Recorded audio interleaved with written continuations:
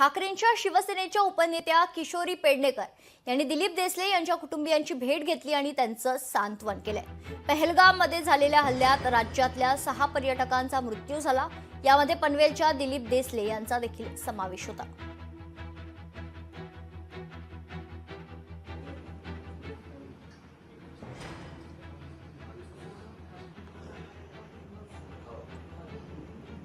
पन्नाशीच्या पुढचा जो ग्रुप असतो म्हणजे वय असतं आणि नवरा बायको त्यांचा फार एक वेगळा आनंद असतो।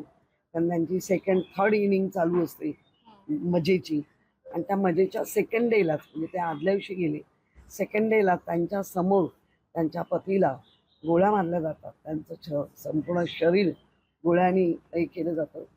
त्या पत्नीवर किंवा त्या आईवर काय झालं असेल म्हणजे केवढा सदमा त्यांना पोचला असेल आणि आता ते सावरायला त्यांच्या कुटुंबाला खूप मेहनत करावी लागणार आहे, कारण तो सदमा इतका सहज पुसला जाणार नाही। कारण डोळ्यासमोर आपला साथीदार एन्जॉय करण्यासाठी आलो आणि होतंय काय, तुमचा गुप्तहेर खातं करत काय होतं, हे प्रश्न देश विचारतोय आता।